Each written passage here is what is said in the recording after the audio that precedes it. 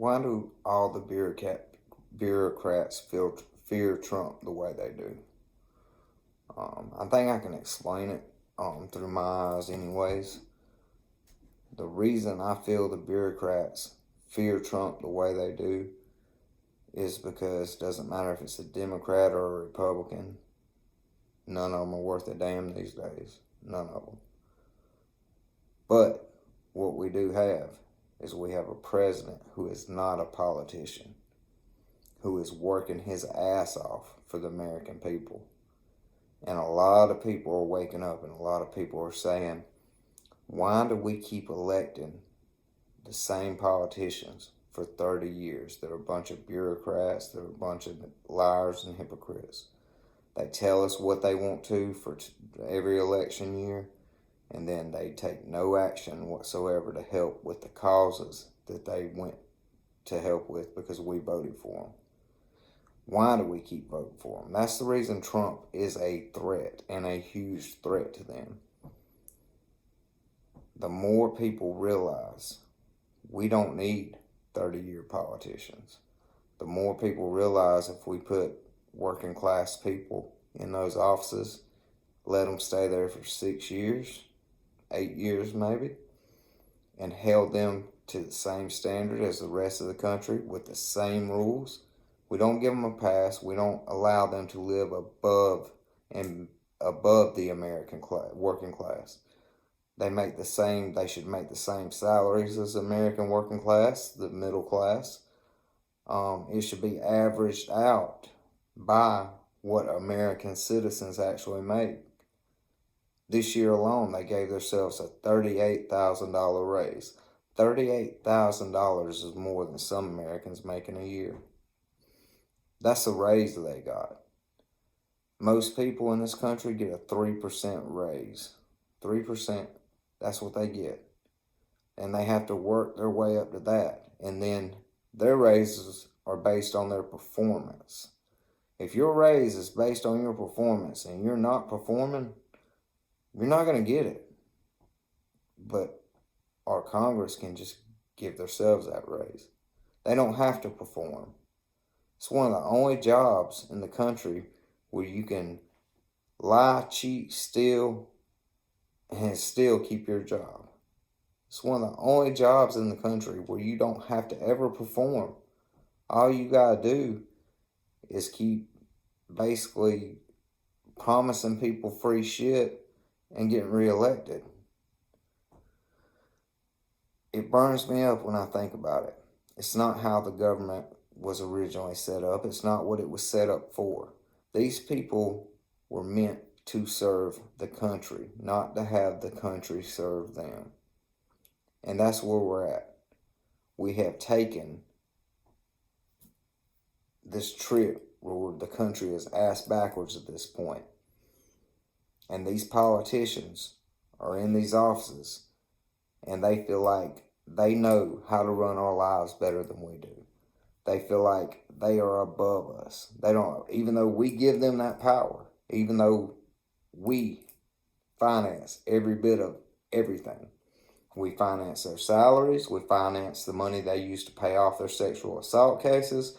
We finance their everything. They comp everything. They pay for nothing.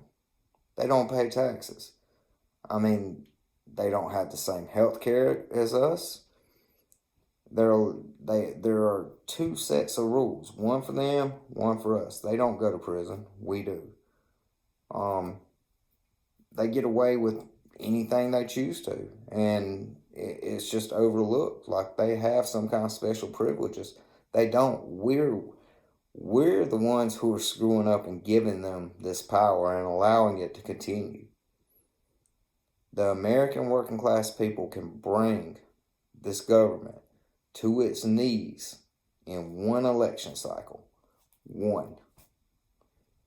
Without ever firing a shot, without ever being violent. We can bring this government to its knees in one election cycle. How do we do it? Well, we start taking note. How many bureaucrats do we have out there that have lied to us for 30 years and we kick them out of office? We start taking note. how many bureaucrats are on Capitol Hill that have these sexual assault funds and have paid it out, because it should be public record. It's our money. It should be public record what they do to it.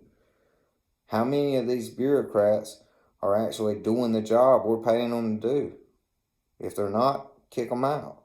And then we take and we pick from a pool of Americans that we know, I talked about it just a little while ago, that we know have honor and pride and self-worth and individual responsibility. We give them a modest, working class, middle class salary, and we put them in office. We give them 6, 8 years to do a good job. They do a good job, that's great. If they start heading down that bureaucratic path that today's politicians do, where they sell the country out, we get rid of them. We do not put up with the shit. We let them know very, very quickly, if you start back down this road that our previous Congresses went down, you're done. You're gone. We will vote you out. And there's time to do it. Right now, I'm asking, and I'm talking to everybody I can, and I'm trying to get everybody on board with this. American working class people, come together, unite, let your voice be heard. One election cycle. That's all it takes. If we organize our vote, we can bring these bureaucrats to their knees. We can kick them out of these offices, and we can replace them with people who work beside me and you and everyone else every day. We work elbow to elbow.